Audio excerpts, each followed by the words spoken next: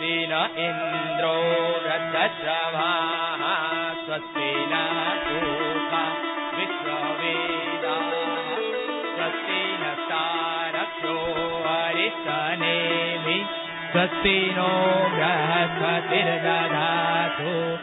ॐ नमो गुरुभ्यो गुरुपादुकाभ्यः नमः परेभ्यः परपादुकाभ्यः आचार्य सिद्धेश्वर पादुकाभ्यः नमो नमः श्री गुरुपादुकाभ्यः आनन्दमानन्दकरं प्रसन्नं ज्ञानस्वरूपं निजभावयुक्तं योगीन्द्रमिद्यं भवरोगवेद्यं श्रीमद्गुरुं नित्यमहं नमामि।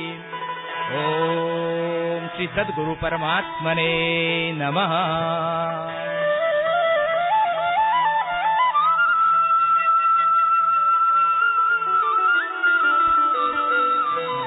ओम नमस्ते नमस्ते विभो विश्वमूर्ते नमस्ते नमस्ते चिदानंदमूर्ते नमस्ते नमस्ते तपोयोगगम्य नमस्ते नमस्ते श्रुतिज्ञानगम्य अज्ञानतिमिरान्धस्य ज्ञानाञ्जनशलाकया चक्षुरुन्मिलितं येन तस्मै श्रीगुरुवे नमः।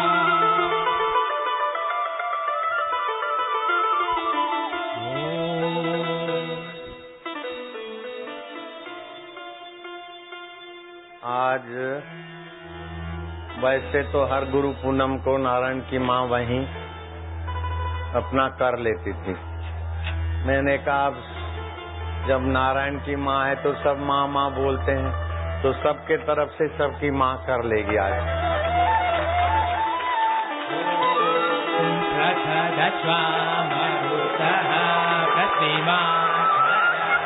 शुभंजा भानो विदते को जगमाया अग्निजिह्वा मनवः सूरचक्षसो विश्वेनो देवा अवसागमन्दिया ॐ तच्चक्षुर्देवहितं पुरस्ताच्चोक्रमुच्चरत पश्येम शरदः शतञ्जीवेम शरदः शतमदीनास्याम शरदः शतगो प्रब्रवाम शरदः शतं भूयश्च शरदः। गुरु ब्रह्मा गुरु विष्णु गुरुदेवो महेश्वर गुरुर्साक्षात् परब्रह्म तस्मै श्री गुरुवे नमः। ध्यानमूलं गुरुमूर्ति पूजामूलं गुरुपदं मन्त्रमूलं गुरुर्वाक्यं मोक्षमूलं गुरुकृपा अखण्डमण्डलाकारं व्याप्तं येन चराचरं तत्पदं दर्शितं येन तस्मै श्री गुरुवे नमः। नारायण नारायण। आप सभी की अगवानी नारायण की माँ ने आज संभाल ली है। आप संतुष्ट हो जाना। माताजी करते हो तो माताजी ने बच्चों का काम कर लिया है बस। अब क्या फिर वापस हूँ। नारायण हरि हरि ओम हरि। तुम्हारे तक पहुंचने में आज मुझे बहुत मशक्कत करनी पड़ी। रास्ता इतना जाम था, गाड़ी को आने में भी समय लगा। कुटिया से लेकर सड़कों पे लोग थे, फिर पंडाल ऊपर का चिक्कार था। वहां के लोगों को थोड़ा खाने पीने का, थोड़ा नाश्ता करने का मौका मिले, इसलिए वहां आरती कर दी ताकि वहां के लोग इधर भी आ सके और इधर उधर जाके भी अपना कर सके। फिर ये माँ बेटी यूं करने लगे। मैं क्या इधर नहीं, उधर थोड़ा ज्यादा देर लगती। मैं क्या चलो बड़े मैदान में जाएंगे ताकि सबको संतुष्टि रहेगी।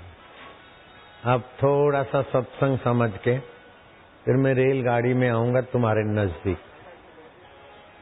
इस बार बच्चों ने रेलगाड़ी ऐसी बनाई कि चारों तरफ घूमे और दूर दूर तक। बापू का हाथ जोर मारता है तभी भी 30-40 फुट तक जाती होगी गोली। इसकी तो बहुत दूर तक जाती प्रसाद ही। वो प्रसाद मिले तो मिले, असली प्रसाद जरा सत्संग आपके हवाले हो जाए। जो लोग कल नहीं आए थे वे हाथ ऊपर करो। तो मुझे कल वाली बात भी आज कहनी है। नए लोग आए।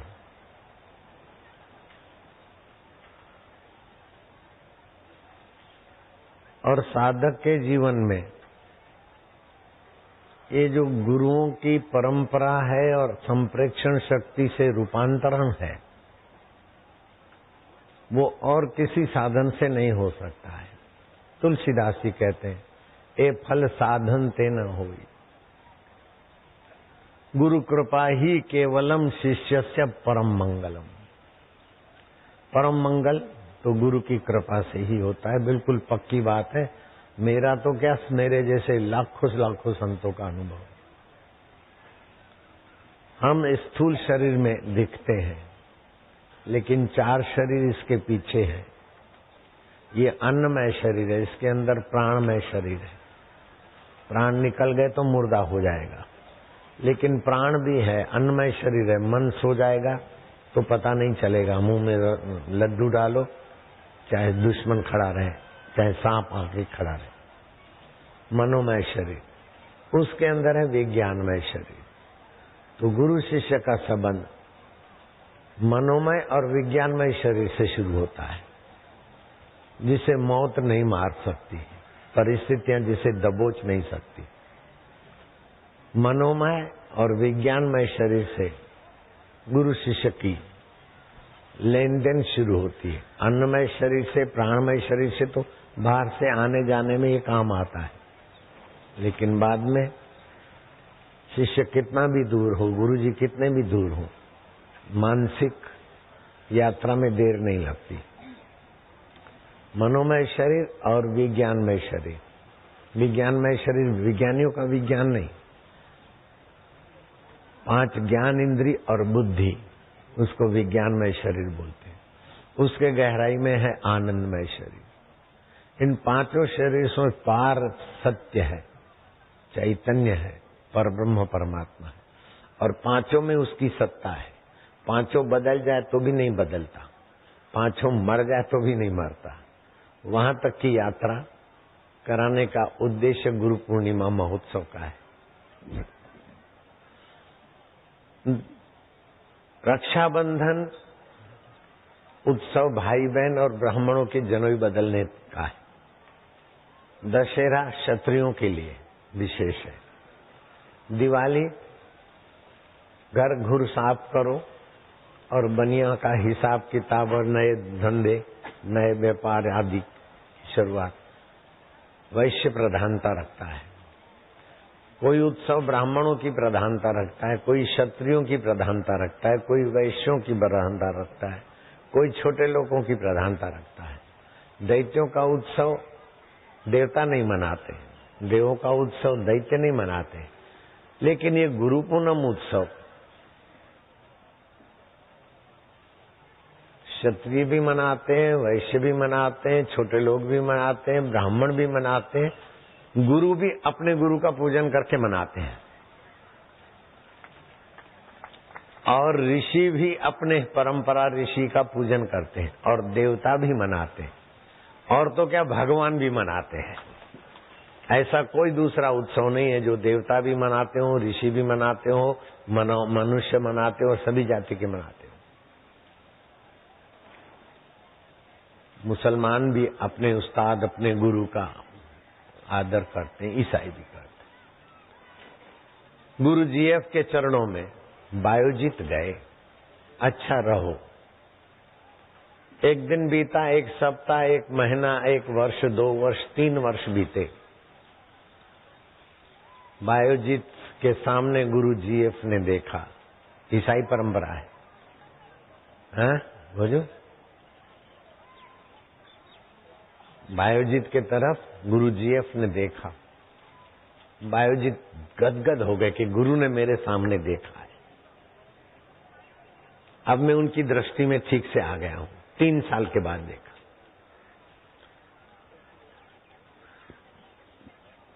फिर यात्रा हुई। 3 साल और बीते। गुरु जीएफ ने बायोजित के तरफ देखा और मुस्कुराए।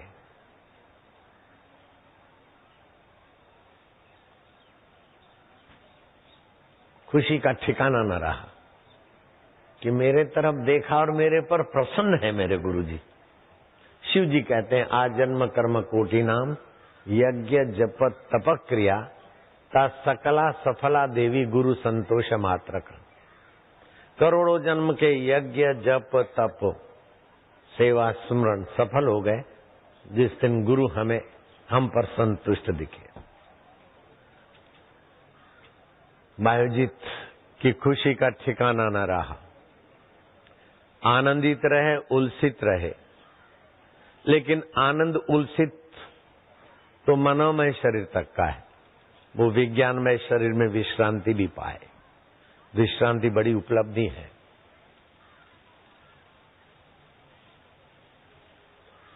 सेवा करते तत्परता से, राग द्वेष से बचते, निंदा सुनने और करने से बचते, गुरु की प्रसन्नता और गुरु की अनुभूति का लक्ष्य बनाकर बायोजित ने 3 साल और बिता दिए।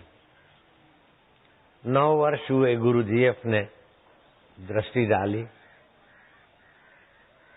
मुस्कुराए, कंधे पे हाथ भी रखा। अब तो मनोमय शरीर से विज्ञानमय शरीर में विश्रांति की स्थिति बनी। सम्मति का संकेत हुआ। उस सत्य शिष्य ने गुरु के चरणों में ऐसी सेवा की, गुरु के देवी कार्यों को ऐसे करने लगे कि दूसरे 12 वर्ष देखते देखते बीत गए। दूसरे 3 वर्ष, कुल 12 वर्ष हुए। गुरु जीएफ ने देखा, मुस्कुराए, कंधे पे हाथ रखा और जो देना था, मनोमय शरीर विज्ञानमय शरीर के पार जो देना है, आनंदमय शरीर से पार जो करना है, नजरों से निहाल हो जाते हैं, जो पूर्ण गुरु की नजरों में आ जाते हैं। गुरु जीएफ ने बायोजित को पूर्णता पे पहुंचा दिया। 12-12 साल लगे तत्पर शिष्य को, फिर भी सौदा सस्ता है। लेकिन मैं कहता हूं, मेरे गुरुजी को अपने गुरुजी की सेवा करने में जो परिश्रम और जो कठिनाइयां सहनी पड़ी, बायोजित को जो 12 साल लगाने पड़े, मेरे गुरुदेव ने मुझे 40 दिन में ही वहां का स्वाद चखा दिया और मैं तुमको 40 घंटे में भी चखाने की गलियां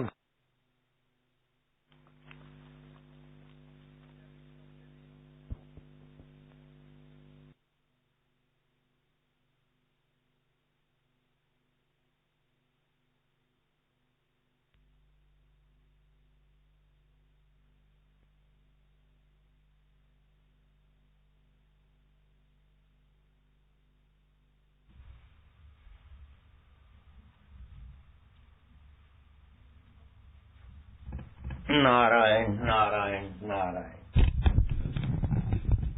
हरिओम हरिओम।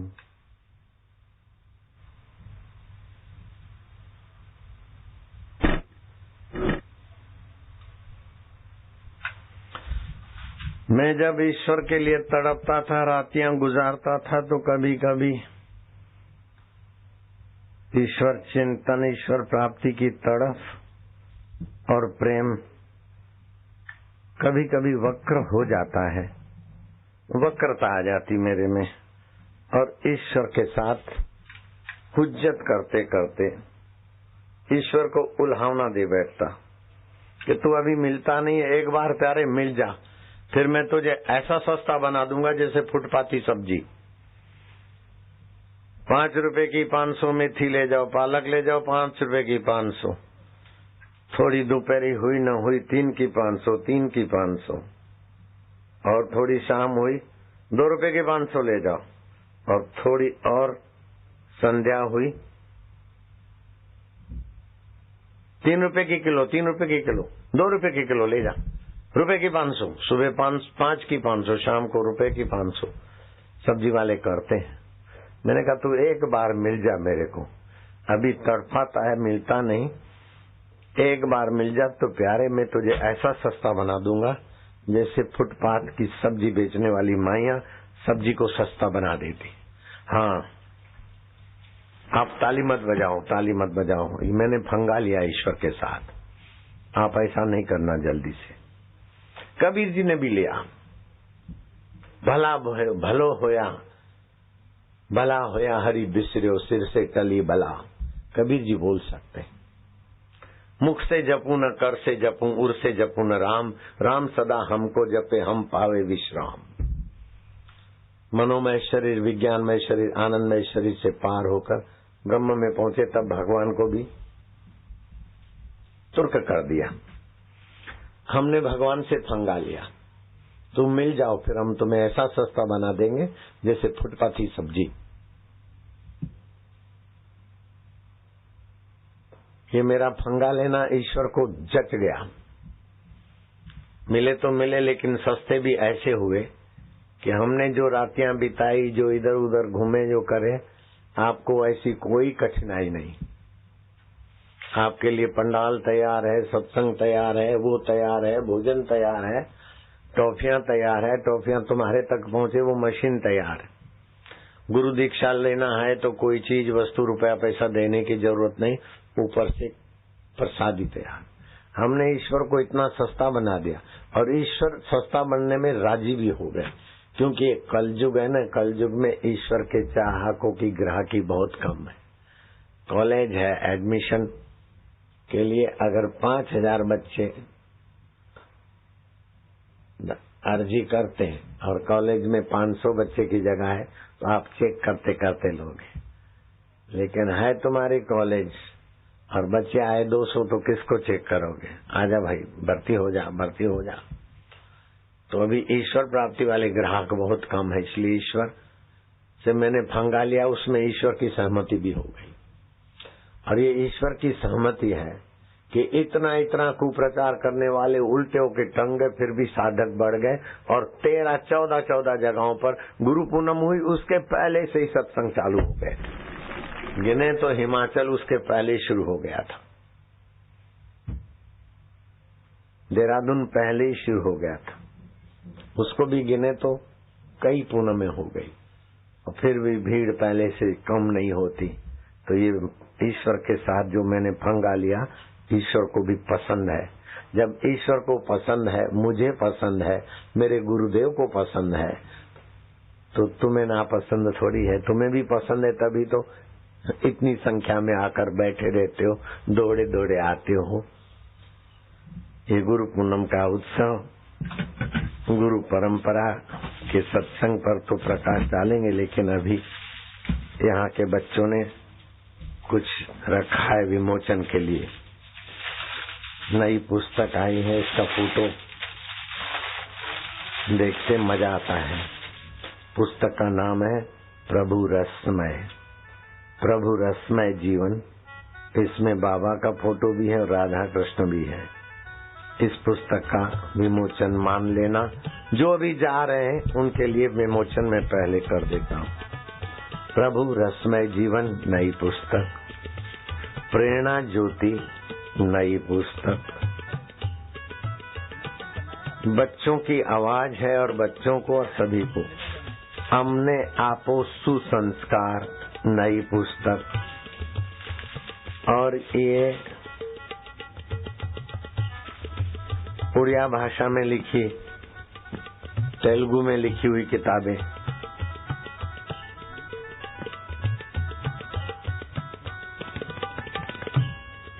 एक, दो, तीन, चार, 5, 6, 7, 8, 9,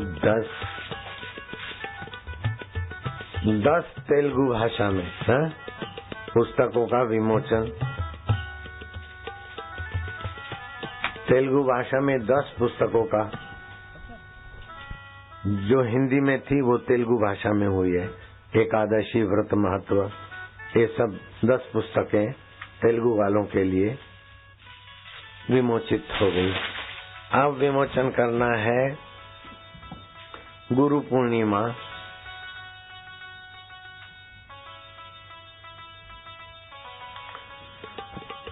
के पावन पर्व पर 3 नई डीवीडी का विमोचन।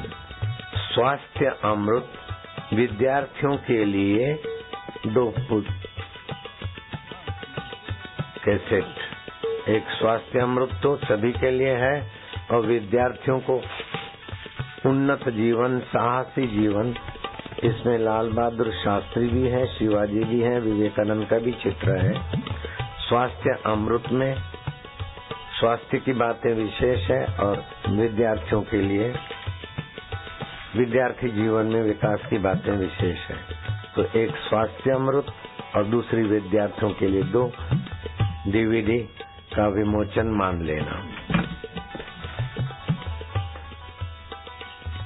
बंगाली में विमोचन हुआ क्या करें क्या न करें, महापुरुषों के प्रेरक प्रसंग। तीसरा विमोचन हुआ कर्म का अकाट्य सिद्धांत। चौथा विमोचन हुआ प्रभु परम प्रकाश की ओर लेसन। 5वीं पुस्तक का विमोचन हुआ परम तप। 6ठी का श्री नारायण स्तुति, भगवान नारायण की स्तुति। 7वीं पुस्तक मंगलमय जीवन मृत्यु। 8वीं एकादशी व्रत कथाएं। 9वीं पुस्तक जो जागत है सो पावत है और 10वीं कन्नड़ में हुई। 9 पुस्तक बंगाली में हुई विमोचित और 10वीं कन्नड़ में हुई। कन्नड़ वाले, बंगाली वाले और हिंदी वाले अपनी अपनी पसंद की पुस्तक स्टॉल से ले सकते हैं, विमोचित हो गई है। अब मैं अपनी पसंद की आपको बात कहना चाहता हूँ। मेरा लेमिनेशन कहाँ है, ले आओ।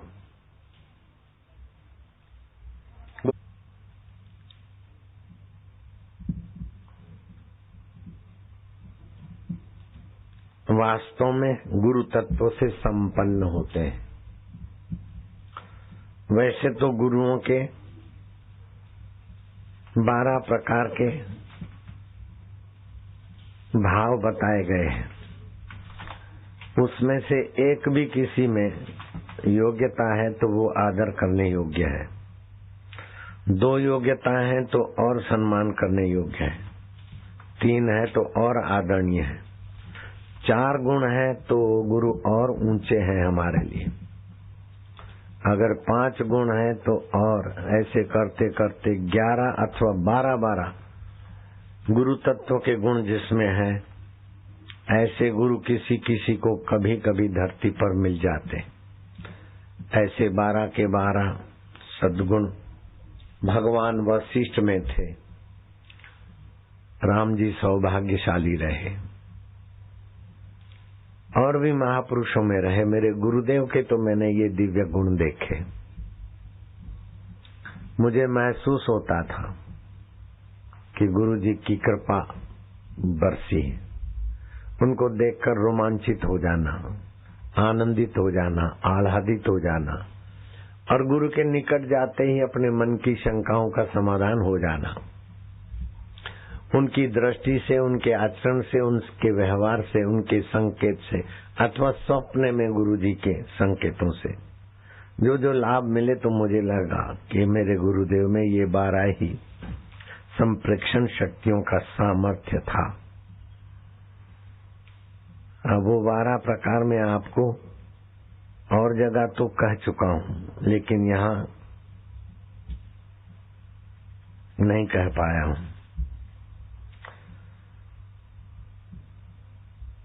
30 जून से 25 नवंबर तक चतुर्मास है। चतुर्मास में शादी विवाह मना है। जप तप ध्यान व्रत सादा जीवन, पति पत्नी के संबंध से परे का जीवन बड़ा पुण्यदायी और साधना में सफलता देने वाला, दुर्गति से रक्षा करने वाला होता है।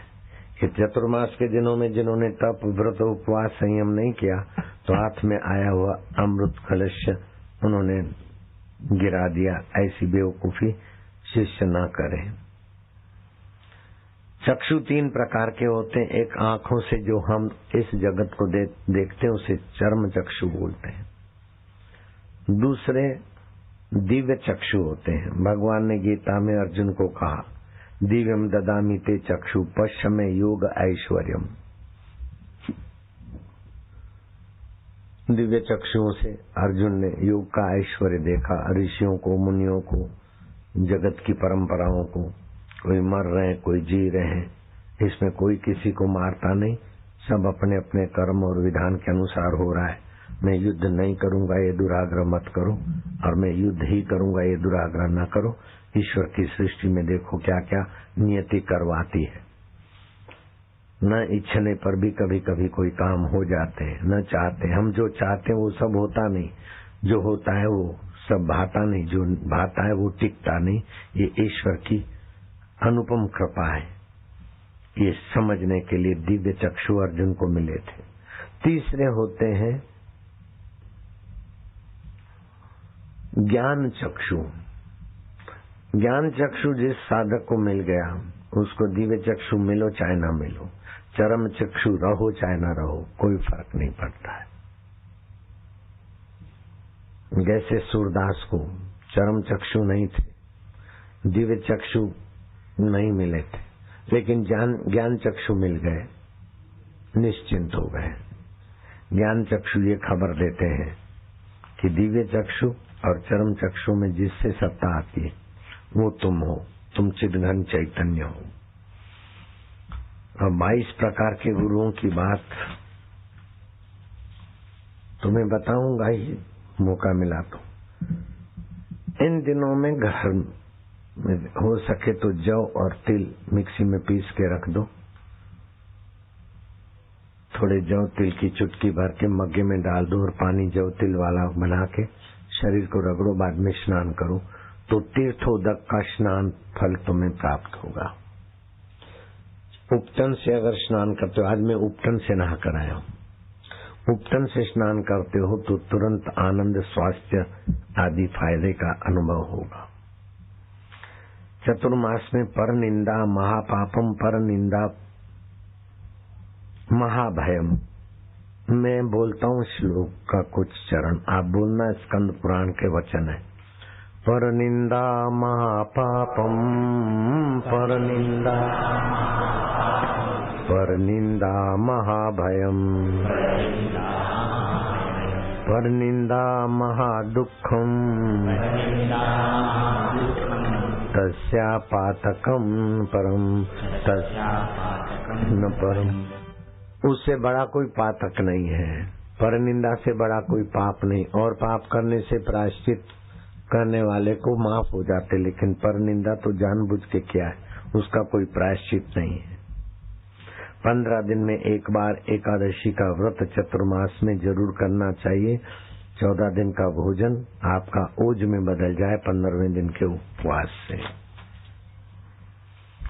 चतुर्मास में विष्णु जी के आगे पुरुष सूक्त का पाठ करने वाले की बुद्धि बढ़ती है। बच्चों की बुद्धि अगर कमजोर हो तो पुरुष सूक्त का पाठ भगवान नारायण के समक्ष करवाओ, बुद्धि बढ़ेगी। भ्रू मध्य में सूर्य नारायण का ध्यान करवाओ, बुद्धि बढ़ेगी। मौन व्रत आदि स्वार्थ रहित कर्म करने से मनोबल बढ़ता है, बुद्धि बढ़ती है। मौन व्रत से भी मनोबल और बुद्धि में इजाफा होता है।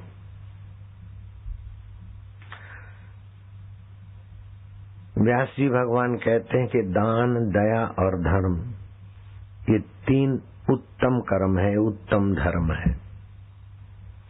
असत्य भाषण का त्याग, क्रोध का त्याग और चतुर्मास में शहद का, पति पत्नी के मैथुन आदि का त्याग जीव को उत्तम फल, उत्तम गति देने में सक्षम है। अश्वमेध यज्ञ करने का फल होता है। आंवला मिश्रित जल स्नान महापुण्य प्रदान करता है।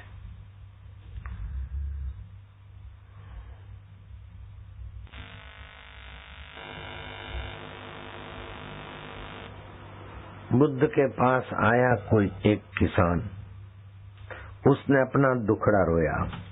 बेटे कहना नहीं मानते, बहुएं मन चली है, पत्नी सुना अनसुना कर देती, मौसम खराब रहता है, खेत में जितना डालो उतना कम, लौट के आने की उम्मीद से कम आता है, समाज में बड़ी बुराई बढ़ गई, लोग मनुष्य ऐसे हैं वैसे हैं। उसने बुद्ध के आगे अपना दुखड़ा रोया। बुद्ध शांत भाव से सुनते गए। आखिर उस किसान ने कहा कि भंते, मेरे इतनी मुसीबतें आपने सुनी, दुख सुने, मैं दूर दूर से आया हूं और आपकी प्रशंसा सुन के आया हूं कि तुम ऐसे अनमोल वचन कहते हो कि दुखी आदमी का दुख मिट जाए, तो आप मुझे मदद कीजिए। बुद्ध ने हाथ जोड़ दिए कि मैं आपको मदद नहीं कर पाऊंगा, मैं आपका दुख दूर नहीं कर पाऊंगा, क्षमा करिए मित्र। वो आदमी झुझुलाया। इतनी बड़ी प्रसिद्धि है और मेरे जैसे साधारण किसान के आगे हाथ जोड़कर आप पलायन कर रहे हो, हद हो गई। मैं इतना दुखियारा और भटक भटक के आखिरी उपाय आपके पास मिला और मैं आपके यहाँ से खाली जाऊं, लोग क्या बोलेंगे? और आप ऐसा करते, मुझे शर्म आती, आपको भी तो आनी चाहिए। किसान कोई कच्चा नहीं था, लेकिन बुद्ध भी कहाँ कच्चे रहेंगे। बोले मित्र, तुम्हारे प्रश्न ऐसे हैं,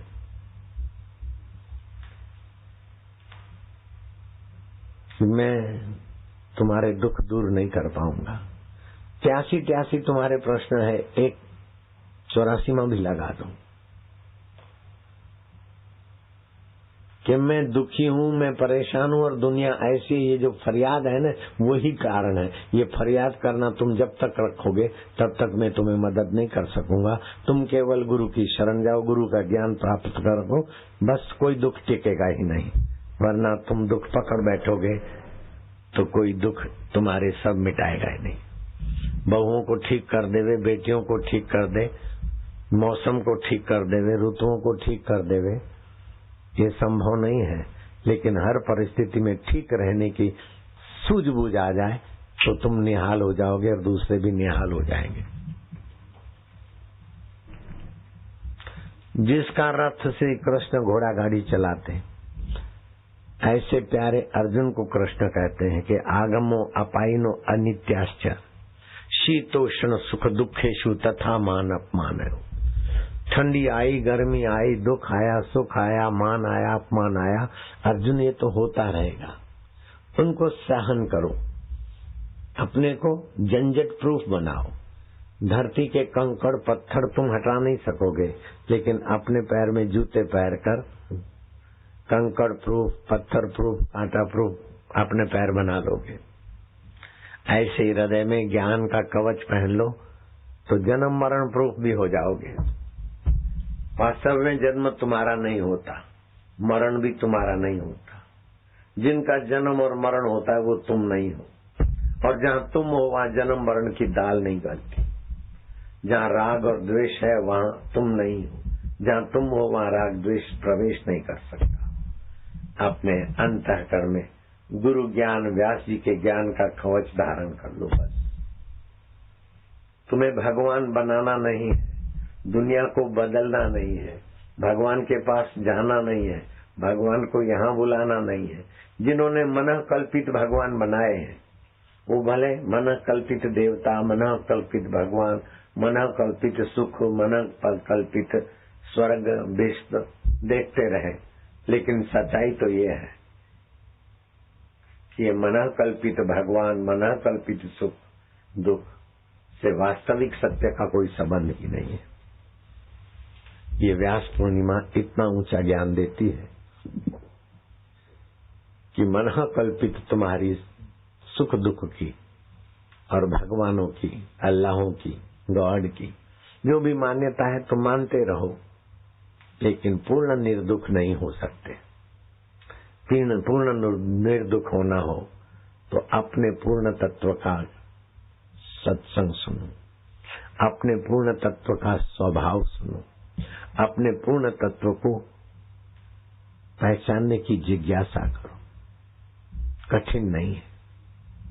कठिन इसलिए लगता है, कल शाम को बताया था, सौदागर ने हाथी लेना बेचना का धंधा किया था, दूसरे सौदागर ने घोड़े, खच्चर और गधे दोनों अपनी अपनी दुकानदारी करते, नौकर चाकर रखते।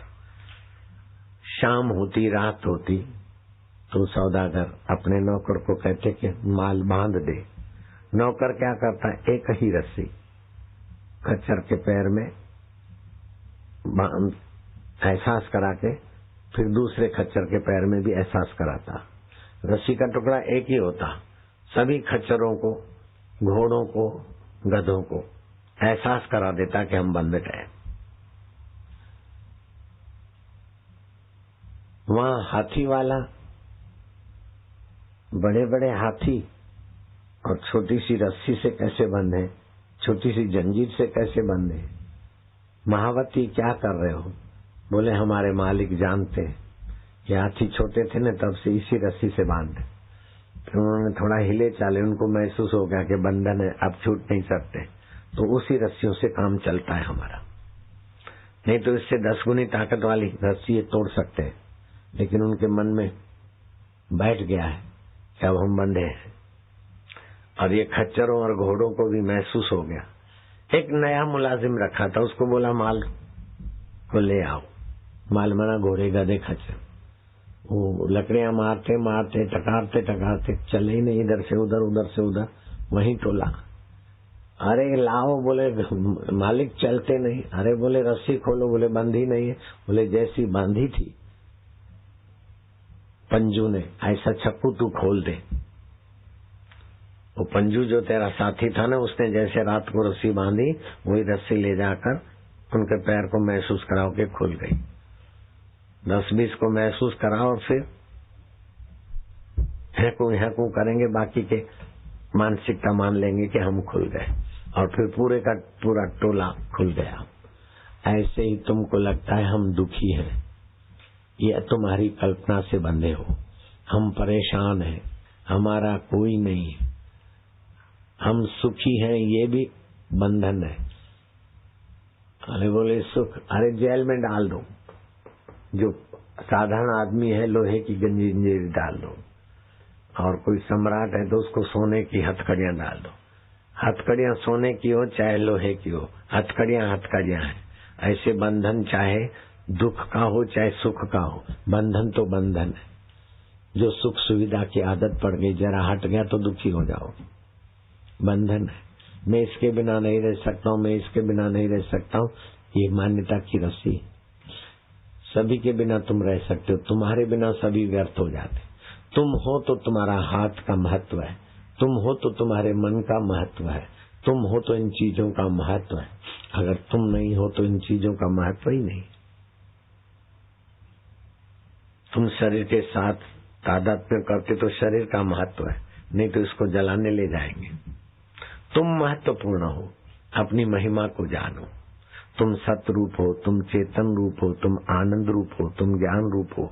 तुम्हें मौत कभी नहीं मार सकती, भगवान भी तुम्हें नहीं मार सकते। मरेगा तो पंच भौतिक शरीर मरेगा, बदलेगा।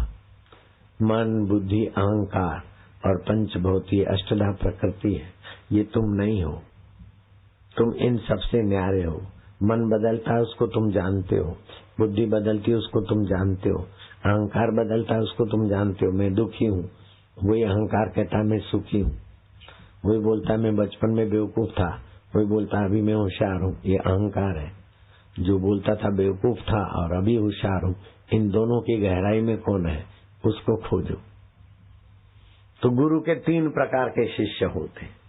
जो सदग्रस्त हैं वो गुरु में श्रद्धा, भक्ति, सेवा, पूजा करके गुरु से अपना फायदा लेते हैं। स्थूल शरीर में होते हुए मनोमय शरीर में विज्ञानमय शरीर में पहुंचते हैं। दूसरे होते हैं आश्रमवासी।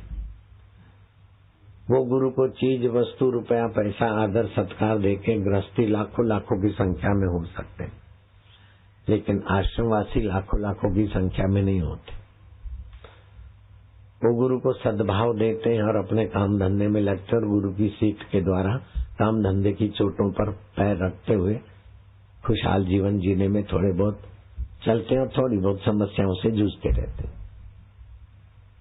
आश्रमवासी गुरु समस्याएं इतनी उनको नहीं आती, लेकिन वो अपना तन और अपने कार्य क्षमता गुरु के दैविक कार्य में लगाकर वो उन्नत होते रहते हैं, और उसमें भी कोई कोई अंतेवासी हो जाता है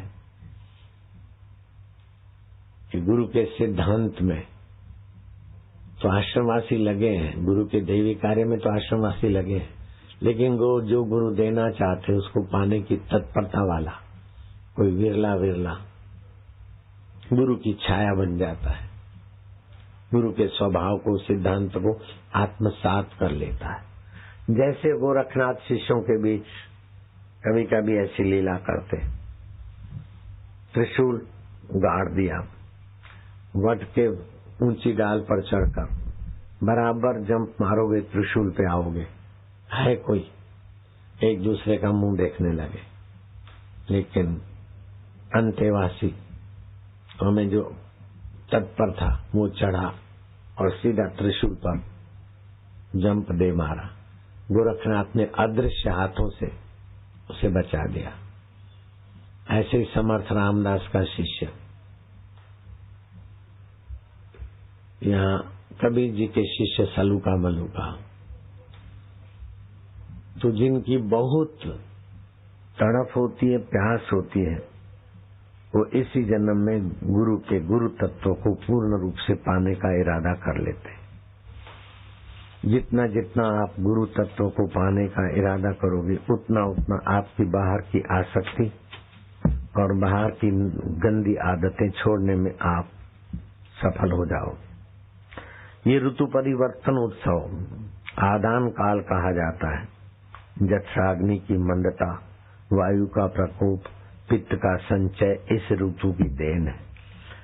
आंवला, अदरक और पुदीने का शरबत बनवाया है, आज मैं वो पी के आया हूँ, करीब कुछ दिनों से पीता हूँ। इससे ऋतु परिवर्तन का प्रभाव आपके शरीर पे नहीं पड़ेगा।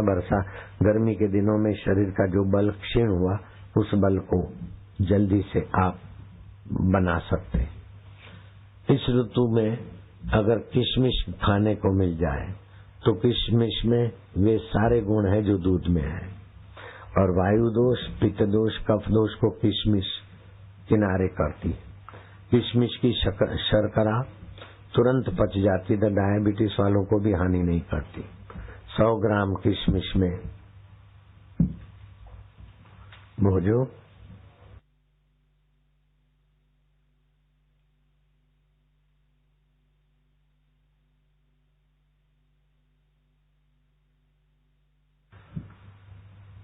8 मिलीग्राम लोह तत्व, 87 मिलीग्राम कैल्शियम और 308 किलो कैलोरी पाई जाती है, ऐसा लिखा है।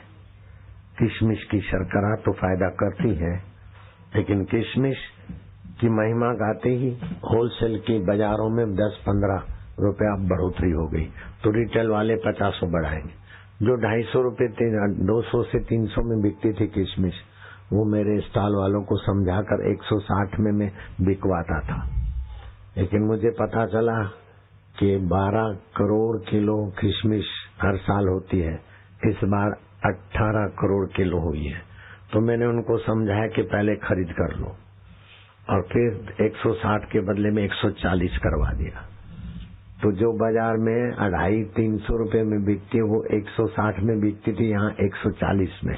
अब भाव बढ़ गए, लेकिन यहाँ मेरी नकेल है तो 140 में ही वो किशमिश मिलेगी। तो मैं तुम्हारे दिल का तो ख्याल करता हूँ, तुम्हारी जेब का भी ख्याल करने की कला मेरे पास थोड़ी बहुत रहती है। तो जिनको भी किशमिश लेना होगा तो 70 रुपए में 500 ग्राम मिलेगी, जो बाजार में इस दाम में मिलना कठिन है। खैर, किशमिश से तो स्वास्थ्य, आंवला, पुदीना अदरक के शरबत से स्वास्थ्य, लेकिन इस चतुर्मास के दिनों में क्या खाएं क्या ना खाएं वो ऋषि प्रसाद लोक कल्याण से तुम पढ़ लेना। चतुर्मास में तुम एक उन्नत साधना समझ लो। 5 मिनट की वो साधना करोगे तो तुम्हारी साधना में 100 गुना प्रभाव आ जाएगा। केवल 5 मिनट रात को सोते समय, सुबह 5 मिनट उठते समय। जैसे बोलते न पैकेज, ऐसा ये व्यास पूर्णिमा के निमित्त ईश्वर प्राप्ति के लिए पैकेज है। रात को सोते समय सीधे लेट गए, पश्चिम के तरफ सिर करके सोने वाले को चिंता पीछा नहीं छोड़ती, उत्तर के तरफ सिर करने वाले को बीमारी और अकाल मृत्यु का भय बना रहता है। मैं ये बात कई बार कह चुका हूँ, लेकिन हर समय अभी भी 167 देशों में लाइव चल रहा है, न जाने कितने लोग नए होंगे। तो पश्चिम के तरफ, उत्तर के तरफ सिर करके न सोएं, पूर्व या तो दक्षिण के तरफ। पूर्व के तरफ सिर करके सोने वाले को ज्ञान और प्रसन्नता स्वभाव में सहज में आएगी, और दक्षिण के तरफ सिर करके सोने वाले को बरकत संपदा भी मिलती है। मैं कहाँ सिर करके सोता हूँ ये तुम्हारी जिज्ञासा के पहले मैं उत्तर देता हूँ। मेरा कोई आग्रह नहीं होता है। मेरे सेवक जानते, या तो उत्तर, या तो पूर्व हो, या तो दक्षिण हो। कभी पूर्व के तरफ अनुकूल पड़ता है उनको तो पूर्व में लेट जाता हूँ, कभी दक्षिण के तरफ अनुकूल पड़ता है तो दक्षिण के तरफ लेट जाता हूँ। तो ज्ञान भी है, प्रसन्नता भी है, संपदा भी है। जयराम जी की बोलना पड़ेगा। नारायण। रुपए पैसे संपदा चाहे मैं नहीं रखता हूँ या नहीं पसंद करता हूँ, फिर भी हृदय की प्रसन्नता भी तो संपदा है। लोगों में मेरे प्रति सद्भाव है, ये भी तो एक संपदा है। और ईश्वर के साथ और गुरु जी के साथ फंगा लेता हूँ और वो प्रसन्न रहते, ये बड़ी संपदा है मेरे पास। कुछ दिन पहले मैंने गुरु जी को पुकारा, हे मेरे साईं। गुरु जी बोलते बात नहीं करनी। मैं जोर से हंसा, क्यों महाराज बात नहीं करनी? क्या हो गया? ऐसा हंसा कि उस हंसी को याद करके फिर कई बार मैं हंसा।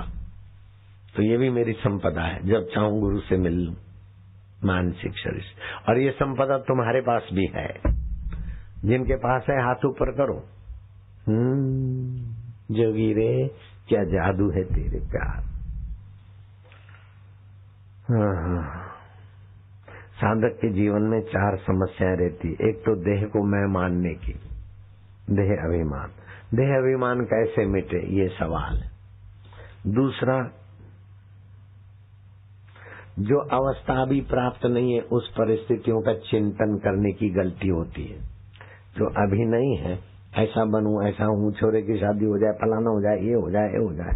अभी के वर्तमान के सुख को तो गटर में डाल देता है, भविष्य की कल्पना में फिसलता रहता है। चिड़ियों। तीसरी समस्या होता है जीवन में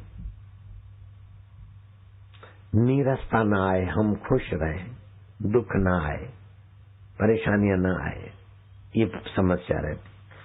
और चौथी समस्या रहती है अभाव का अंत कैसे हो। ये नहीं है जो चीज नहीं है वो अभाव है, अभाव का अंत। ये 4 समस्याएं साधक के जीवन में रहती। ये 4 समस्याओं का समाधान मैं शब्दों से नहीं करूंगा, किताबी ज्ञान से नहीं करूंगा। ये 4 समस्याएं तुम्हारी तो भाग जाए, लेकिन तुम्हारी दोस्ती करे उसकी भी भाग जाए। मैं तुम्हारे जीवन में ऐसा व्यास जी का प्रसाद लाना चाहता हूं। ये 4 समस्याओं के साथ और कई जो समस्याएं हैं और भी, यहां तक कि जन्म मरण की समस्या भी छूट जाए। मरने के बाद प्रकृति किसी शरीर में तुम्हें डाल दे तो फिर मेरा सानिध्य का क्या मतलब हुआ। राजा नृग मर गए और प्रकृति ने उसको नरक में डाल दिया और किरकिट बना दिया। राजा आज मर गए, प्रकृति ने उसको नरकों की यातना और सांप की योनि दी। और ब्रह्म ज्ञान का सत्संग सुनने के बाद भी तुम्हारा भविष्य कहीं भी चला जाए, वो आशाराम को पसंद नहीं है, लीलाशाह प्रभु को भी पसंद नहीं है, और मेरे व्यास भगवान को तो कतई पसंद नहीं। जाना है तो भले जाओ, और पाना है तो बैठ के पाओ।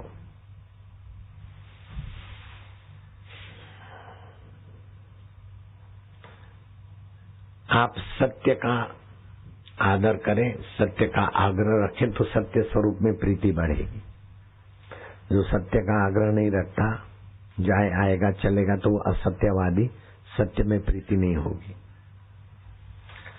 जो झूठ में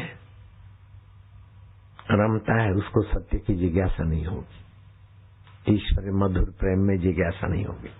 तो आपके जीवन में सत्य का महत्व, क्षमा का महत्व, सरलता का महत्व, ध्यान का महत्व, क्रूरता न करने का महत्व, हिंसा न करने का महत्व, सेवा पूजा त्याग का महत्व, इंद्रियों का संयम का महत्व और प्रसन्न रहने का महत्व, मधुर भाषण का महत्व, अब सबके प्रति कोमलता का महत्व, ये 10 यम के लक्षण है। यम माना सद्गुणों को अपने स्वभाव में लाना। दूसरे लक्षण है 10 नियम के, व्यास जी के। शौच माना साफ सुथरा रहना, स्नान, तप, कठिनाई सहकर भी धर्म पर चलना, सतमार्ग पे चलना। सुबह क्या आए हो, ये तुम्हारी भारी तपस्या है। तप, दान, मौन, यज्ञ, स्वाध्याय, शास्त्र पढ़ना, व्रत, उपवास और काम विकार की इंद्रियों पर थोड़ा निगुरे लोगों की अपेक्षा संयम, ये 10 नियम है। तो यम के 10 लक्षण, नियम के 10 लक्षण, ये तुम्हारे में लाओ, ऐसा मैं नहीं कहता हूं। होने चाहिए ऐसा मैं नहीं कहता हूं। आराम से आ जाएंगे ऐसा सुनाऊंगा। तुम ईश्वर को पालो ये मैं नहीं कहता हूं। तुम्हारी समाधि लग जाए ये मैं नहीं कहता हूं। तुम समाधि लगाओ ये नहीं कहता हूं। समाधि लग जाएगी। ईश्वर को पालोगे, पाओगे नहीं, तुम पाओ, मेहनत करोगे, ईश्वर मिल जाएंगे। दृष्टा भाव में टिको, मेहनत पड़ेगी, दृष्टा भाव में टिक जाएंगे। आप कुछ भी करते तो उसमें आप रहते हैं और परिश्रम रहता है, और जो स्वाभाविक होता है उसमें आप नहीं रहते, परिश्रम नहीं रहता है। जैसे आंखों की पलकें ऊपर नीचे करो तो आप रहोगे, थक जाओगे। श्वास अपने तरफ से लोगे तो आप रहोगे, थक जाओगे। श्वास स्वाभाविक चलता है 24 घंटे, आप नहीं थकते। रक्त का संचार 24 घंटे चलता है, वहां आप नहीं होते, व्यवस्था है, होती रहती। ऐसा तुम्हारे जीवन में ईश्वर प्राप्ति की ऐसी कुंजी मार दूं कि ईश्वर प्राप्ति भी व्यवस्था की नहीं, अपने आप हो जाए। ओम ओम ओम ओम ओम।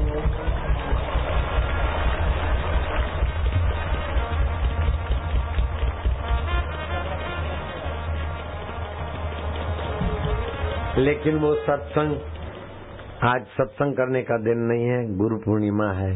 आप भूखे होंगे, प्यासे होंगे, ये व्रत दिवस है। हर रोज नाश्ता बनता था, आज नाश्ता नहीं बनवाया है। मुझे भी भूख लगी है, आपको भी लगी होगी। तो ये सत्संग बाद में करेंगे हम, रेलगाड़ी में अब घूमकर तुम्हारे को गुरु पूर्णिमा की, ठीक है, छुट्टी कराएंगे।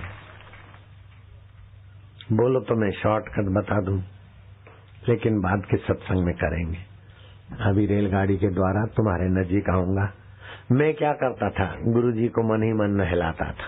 बाल्टी भर के ले जाऊं तो गुरुजी डांटे, पागल हुआ है, इतने लोग फिर ऐसे ही करेंगे। तो मैं मन ही मन गुरुजी को नहलाता था। व्यास गुरु पूर्णिमा को मन ही मन पहुंचना, मन ही मन कपड़े पहना था। षोडश उपचार से पूजा करने से जो आनंद और पुण्य होता है, उससे भी मानसिक पूजा और आनंद देती। फिर गुरुजी को मैं तिलक करता और मोगरे के फूलों की 2-2 माला पहनाता। पैसा तो देना नहीं पड़ता था, मन से पहनाता तो एक माला से क्यों गुजारा करूं, 2-2 माला पहनाता था। और फिर ध्यान मूलम गुरु मूर्ति, मेरे गुरु चैतन्य है, मेरे गुरु साक्षी रूप है, मेरे गुरु ब्रह्म स्वरूप है, मेरे गुरु पांचों शरीरों से पार है, मन बुद्धि से प्राण से पार है, मेरे गुरु साक्षात परब्रह्म है और आकाश से भी सूक्ष्म व्यापक ब्रह्म है, शरीर में दिखते हुए भी शरीर से न्यारे हैं और चिंतन करने वालों के प्यारे हैं। अनंत अनंत ब्रह्मांडों में मेरे गुरुदेव की व्यापकता है। अनंत अनंत सृष्टियां हो के बदल जाती, फिर भी मेरे गुरुदेव ज्यों के त्यों रहते हैं। इस प्रकार ध्यान मूलम गुरु मूर्ति, गुरु के स्वभाव को, गुरु के महिमा को मन ही मन चिंतन करके मैं तो गुरु पूनम का खूब फायदा उठाया। अब आप जानो, आपका काम जाने, मैं क्यों कहूं कि तुम ऐसा करो। समझने वाले समझ गए, तो आप अपने ढंग से जो भी करते हो करो और मैं अपने ढंग से तुम्हारे बीच आता हूं। जो खड़े हैं आप ये सोचेंगे कि पंच भौतिक शरीर, मन, बुद्धि और अहंकार, इनसे परे में चैतन्य आकाश की नाई व्यापक ब्रह्म हूं, तो आपको ब्रह्म ज्ञान का, ब्रह्म भाव की प्राप्ति हो जाएगी। मैं ईश्वर में, मन माना ईश्वर चाहिए तो उस ईश्वर में लीन हो रहा हूं, तो वो मन माना ईश्वर भी मिल सकता है। लेकिन मन माना ईश्वर फिर कहेगा कि जाओ बापू से ब्रह्म ज्ञान लो। मन माना ईश्वर जिनको भी मिला है वो कृपा करके उनको सत्संग नहीं भेजा है, तो मन माना ईश्वर मत चाहो, जैसा ईश्वर है ज्ञान स्वरूप उसी में आओ, ऐसा मेरा उद्देश्य। फिर सुबह उठोगे तुम तो शांति से मन में आया, बुद्धि में आया, अहम में आया और पंच भौतिक शरीर में आया। काम काज करते करते बीच में अपने आप में जाया करूंगा, ऐसा निर्णय करके आप सुबह शुरू करो। नहाए धोए आप पूजा के रूम में अथवा जहां भी आसन बिछा दिया, गरम आसन अथवा प्लास्टिक का कुछ हो, कुशा का हो, जिससे आपको अर्थिंग न मिले। आप ध्यान भजन करते हो, जब करते हो तो एक प्रकार की आध्यात्मिक ओरा बिजली बनती है।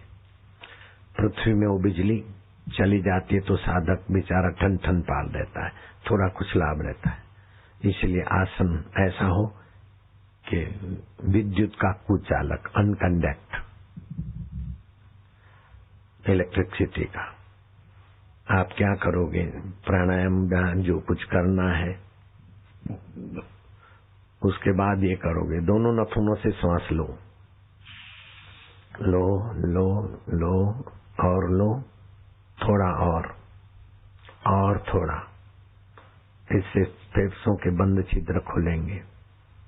रोके रखो और मन में जप करो, ओम ओम प्रभु जी ओम, प्यारे जी ओम, मेरे जी ओम, आनंद दाता ओम, माधुर्य दाता ओम। 1 मिनट, 1.5 सवा मिनट सांस रोक कर जप करते जाओ। ये आज की भारी तपस्या है आपकी। आपको भूख लगी होगी, प्यास लगी होगी, थकान लगी होगी, लेकिन मेरी और थोड़ी लालच है कि आज के दिन और थोड़ी कमाई हो जाए। केवल उपदेश नहीं, तुमको प्रैक्टिकल कर प्रयोग करा दूं ताकि घर में तुम्हारी ये साधना, ये जो पैकेज है तुम्हारा घर में काम आ जाए। अब मेरे साथ मिलकर करो, कंठ से ओमकार का गुंजन, जिससे बुढ़ापे की स्मृति शक्ति तुम्हारी बनी रहे और बच्चों के जीवन में भी स्मृति शक्ति बढ़ेगी, मार्क अच्छे आएंगे, आपकी भी स्मृति और समता में वृद्धि होगी। करीब 1.25 मिनट होने को है, मेरे साथ मिलकर करो। एक साथ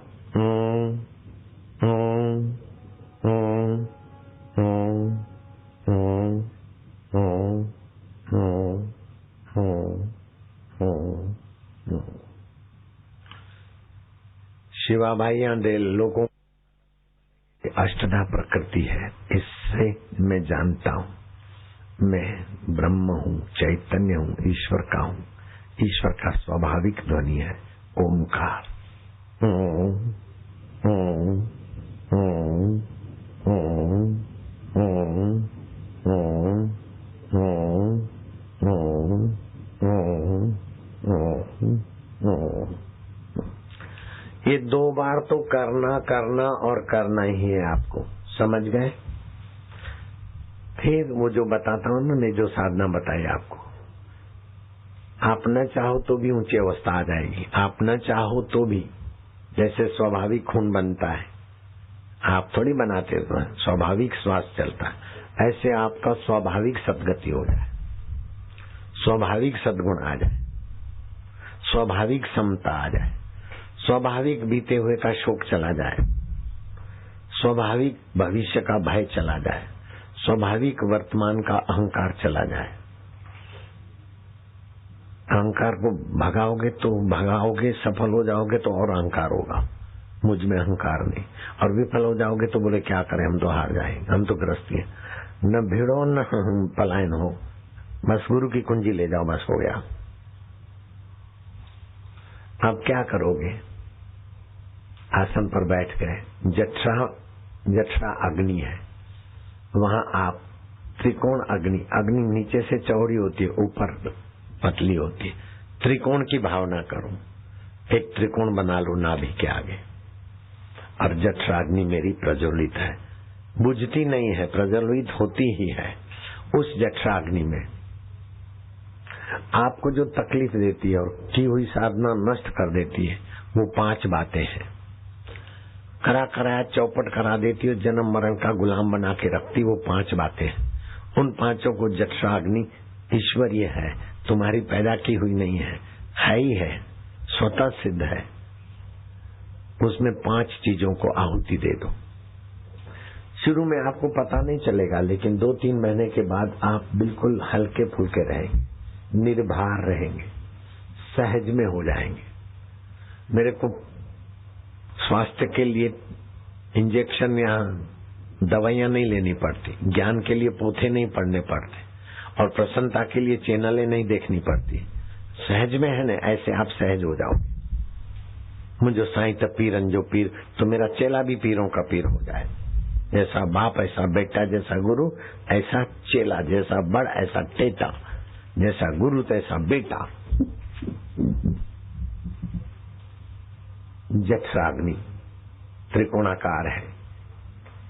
अब ये मंत्र पढ़ना है।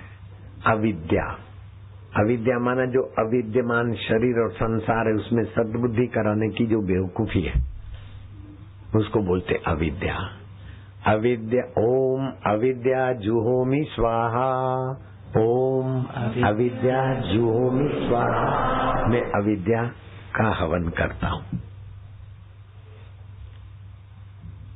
फिर दूसरी तकलीफ है अस्मिता, देह को मैं मानने की बेवकूफी।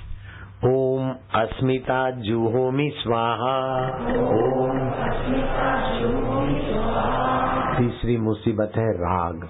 बेटों में राग, जाति में राग होता तो दूसरी जाति से लड़ेगा, परिवार में राग होगा तो दूसरे का शोषण करके परिवार को विलासी बनाएगा। ये राग के कारण होता है। दूसरे के बच्चे चाहे पढ़े न पढ़े, भूखे रहे, लेकिन मेरे बच्चों के लिए और। नारायण की माँ वहाँ निवास पे बाहर खड़ी थी, मैंने संदेशा भेजा, नहीं शिष्य की परंपरा में है तो वहीं जाओ आश्रम में। ऊपर आई, मैं क्या यहाँ नहीं, नीचे पहुंचो। शिष्य है तो सभी है, नारायण की माँ ही अकेली शिष्य है क्या? लेकिन माताजी लोग करते। मैं क्या चलो माताजी का आज सामूहिक प्रमोशन हो जाए, बहुत सारे बेटे जी खुश हो जाएंगे कि हमारे निमित्त माताजी ने प्रैक्टिकल पूजा कर ली। दोनों काम हो गए ना? आज अच्छा लगा ना तुमको? हरिओम हरिओम। और ये बेचारी मेरी बात मानकर संयम से रही, कभी भी संसारी विकारों की ख्वाहिश नहीं की। शुरू में तो घुस गई थी अपनी सासू और अपनी जेठानी के कहने से मेरे पूजा रूम में हैं। बाद में वो समझ गई कि ये संत पुरुष को मैं क्यों गिराऊं, मेरे कहने में चली। एक इसका ये बात मुझे अच्छी लगी।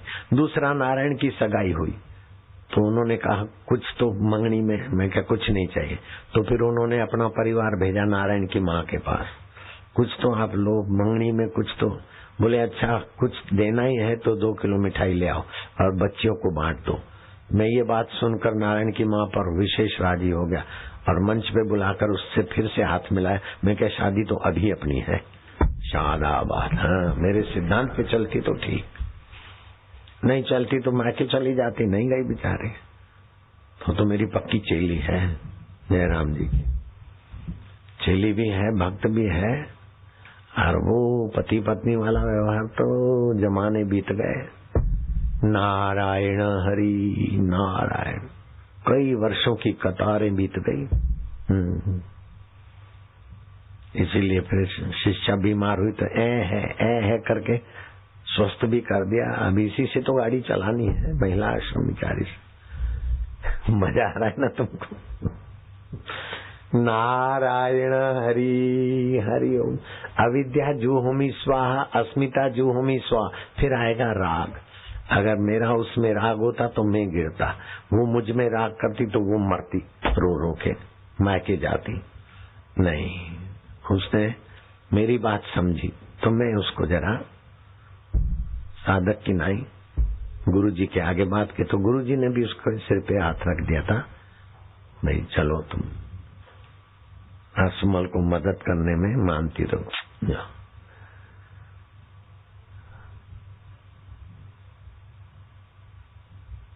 तो ये राग बहुत नुकसान करता है। ये जो भी लड़ाइयाँ झगड़े उपद्रव चोरी बेईमानी, ये संसार नरक है। यहाँ स्वर्ग से लोग गिरते तो राग के कारण गिरते। और कुदरती जठराग्नि रागम जुहोमी स्वाहा, राग को आहुति में डाल दो। फिर तपाने वाला आता है द्वेष, द्वेषम जुहोमी स्वाहा। ये 4 कंजर गए लेकिन एक महाकंजर और पीछे रह जाता है, उसको भी ले आओ। क्या? अभिनिवेश, मृत्यु का भय। और मृत्यु के भय से कोई अमर नहीं हुआ।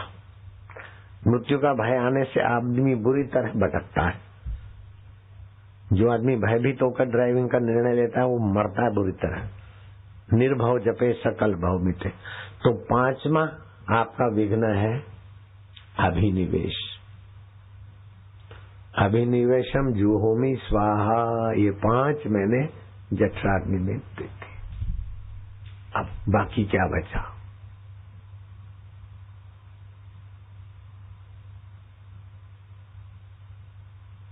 हो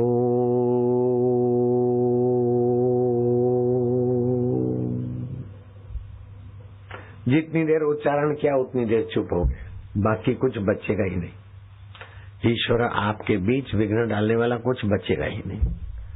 ये इस व्यास पूर्णिमा का पैकेज है मेरे प्यारे बच्चों को। जो भी साधन भजन करते हो 100 गुना हो जाएगा। लोग भले 60,000 वर्ष तपस्या करके रावण जैसी लंका बनाए, फिर भी झक मारना पड़ेगा। आपको 6 महीने के अंदर ही अंदर पूर्णता की अनुभूति करा देगा ये प्रयोग। पूर्ण गुरु कृपा मिली। जो सुना है वैसा करो, अथवा गुरु का मानसिक पूजन करो, लेकिन थोड़ी देर बैठे ही रहो। गुरु जी तुम तसल्ली न दो, सिर्फ बैठे ही रहो। महफिल का रंग बदल जाएगा, गिरता हुआ दिल भी संभल जाएगा, संवर जाएगा। 22 प्रकार के गुरु होते हैं, वो कई जगह पर मैंने कहा है, ऋषि प्रसाद में भी आ गया है। वो कहकर मैं आपको ज्यादा देर भूखा नहीं रखना चाहता हूँ, लेकिन तुमको भूख लगती ये बात में मेरे समझ में नहीं आती। तुमको कभी भूख नहीं लगती, लगती तो शरीर को लगती, प्राणों को लगती। तुम्हें दुख नहीं होता, दुख होता है तो मन को होता है। तुम्हें चिंता नहीं होती, चिंता होती तो चित्त को होती। ये बात इसीलिए समझा रहा हूँ कि कभी भी ऐसा आए तो बस सावधान हो जाओ। बस बंधन तुमको है ही नहीं, मान मान के बंधन में परेशान हूँ ऐसा मेरा शिष्य कभी ना सोचे। जैसे बाईपास सर्जरी कराना मना है मेरे शिष्यों को, हार्ट अटैक कभी ना हो ऐसा मंत्र भी दे देता हूँ। सीजरन कराना मना है। ओम झंबला झंबला आराम से प्रसूति, 10 ग्राम गाय के गोबर का रस आराम से प्रसूति। ऐसे आराम से परमात्मा की प्राप्ति का आज पैकेज मिला है। रात को सोते समय पंच भौतिक शरीर, मन, बुद्धि, अहंकार से अब मेरा कोई लेना देना नहीं। इनको जानने वाला चैतन्य में मैं शांत हूँ, अथवा मैं ईश्वर में शांत हूँ, अथवा मैं दृष्टा हूँ, अथवा मैं ब्रह्म हूँ। चारों में से जो जचे तुम्हारी स्वतंत्रता है। और सुबह फिर चारों में से जिसमें गए उसी में से आकर 8 में आ गए और उसके बाद जुहोमी कर दिया, बस हो गया। रोज सोते हो, रोज जगते हो, रोज पूजा करते हो, इतना ही तो मिलाना है, फिर सहज में होता रहेगा।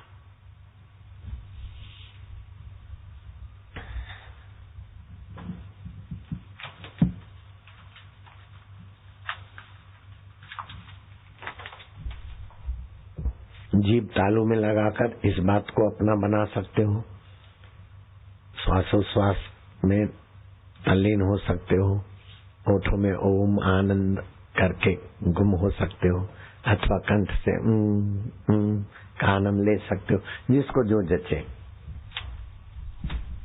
परम स्वतंत्रता।